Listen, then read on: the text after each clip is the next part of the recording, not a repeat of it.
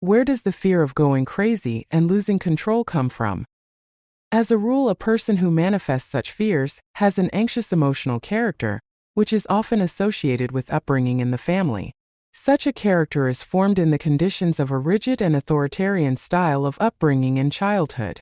In such a family, the mother is often an emotionally cold woman, shows little tactility, warmth, and sensuality in her relationship with the child, does not praise him, compares him critically with others, and makes rigid demands on him.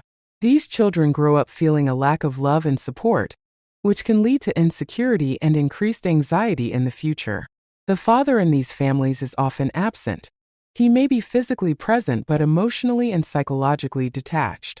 He pays little attention to the child or supports the authoritarian position of the mother, who holds a leadership position in the family.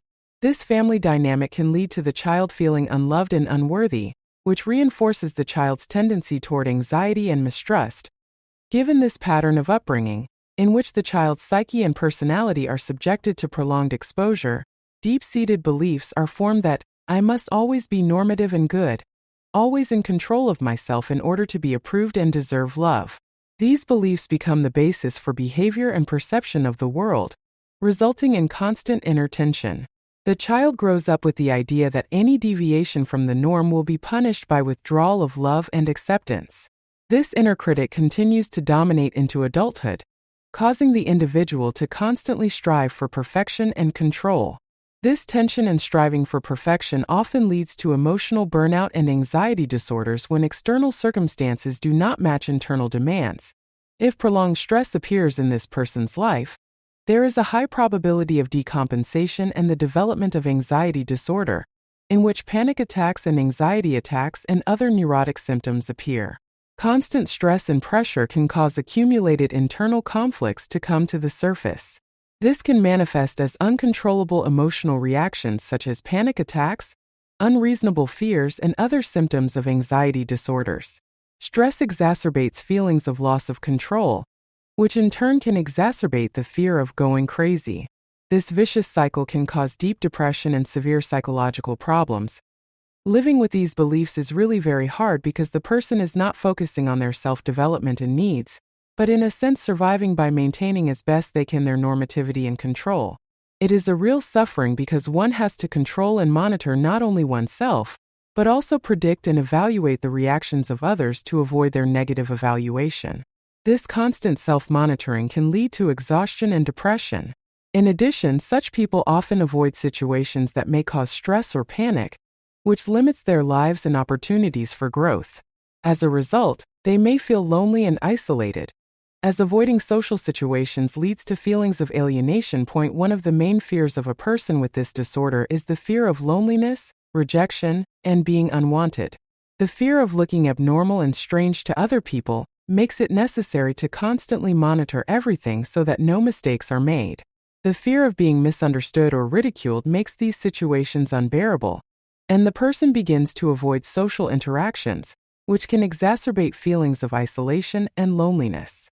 These individuals may avoid participating in social activities, trying to avoid drawing attention to themselves so that they do not find themselves in a situation where they cannot control their reactions and behavior. To reduce fear, these people try to avoid situations in which they might lose control.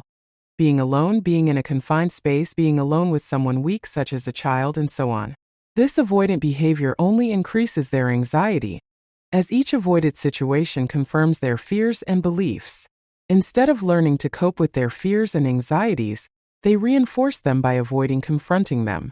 Gradually, the range of avoided situations expands, which can significantly limit their lives and opportunities.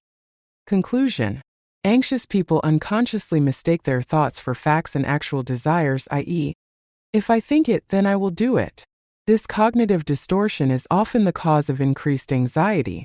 In reality, thoughts are just a product of the brain and do not always reflect our true intentions and desires.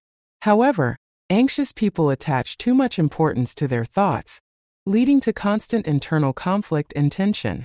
Realizing that thoughts are just thoughts can be the first step to reducing anxiety and fear. If an anxious person thinks, for example, about suddenly losing control and pushing grandma down the stairs, they believe they really want to and will do it, but in reality they don't.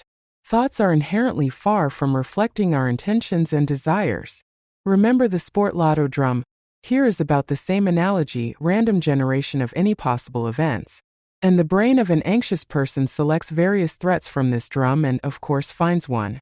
This analogy helps us understand that the brain often just generates random thoughts that have no real meaning.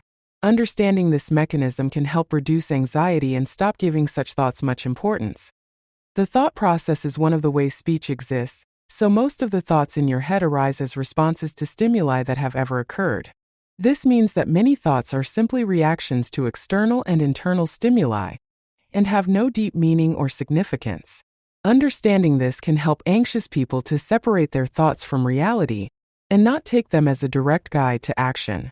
Developing mindfulness and meditation skills can help with this process, as they teach you to observe thoughts without judgment or evaluation.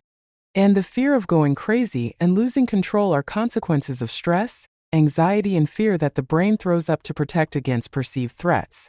This defense mechanism can be very strong and appear to be a real threat, but it is important to understand that it is based on distorted perceptions and beliefs.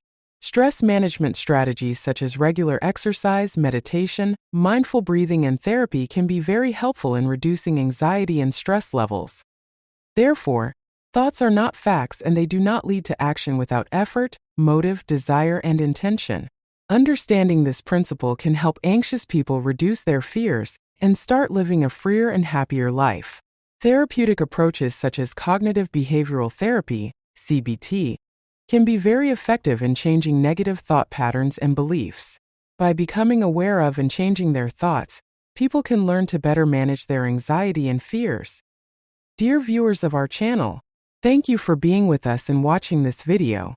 We hope the information was useful and helped you better understand how to manage your anxiety and fears. Don't forget to subscribe to our channel, put likes and leave comments. We value your opinion. See you soon and take care of yourself.